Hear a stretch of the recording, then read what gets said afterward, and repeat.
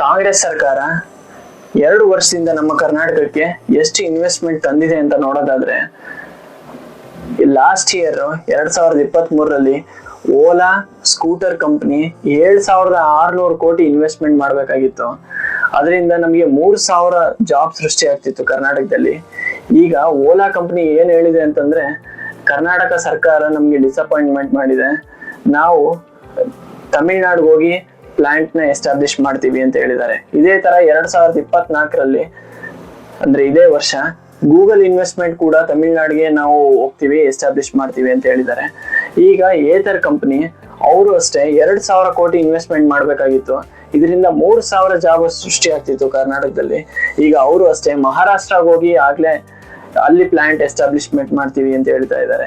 ಈ ತರ ಒಳ್ಳೆ ಒಳ್ಳೆ ಕಂಪನಿಗಳು ಅಕ್ಕಪಕ್ಕ ರಾಜ್ಯಕ್ಕೆ ಹೋಗಿ ಇನ್ವೆಸ್ಟ್ಮೆಂಟ್ ಮಾಡ್ತಾ ಇದ್ದಾರೆ ಅಂತಂದ್ರೆ ಒಂದು ಅರ್ಥ ಆಗ್ಬೇಕು, ಅವ್ರಿಗೆ ನಮ್ಮ ಗೌರ್ಮೆಂಟ್ ಸಪೋರ್ಟ್ ಸಿಗ್ತಾ ಇಲ್ಲ ಅಂತ.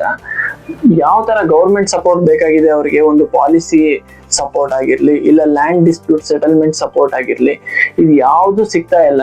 ಅದರಿಂದನೇ ಅವರು ಡಿಸಪಾಯಿಂಟ್ ಆಗಿ ಅಕ್ಕಪಕ್ಕದ ರಾಜ್ಯಕ್ಕೆ ಹೋಗಿ ಇನ್ವೆಸ್ಟ್ ಮಾಡ್ತಾ ಇದ್ದಾರೆ ಅಂತ.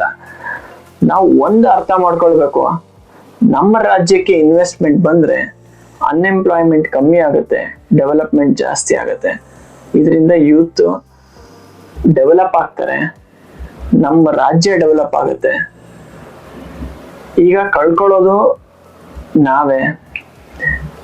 ಯಾರಿಂದ ಕಳ್ಕೊಳ್ತಾ ಇದೀವಿ, ಯಾರ ಸರ್ಕಾರ ಇದೆ, ಏನ್ ಮಾಡ್ಬೇಕು ಅನ್ನೋದನ್ನ ನಾವು ಯೋಚನೆ ಮಾಡ್ಬೇಕು.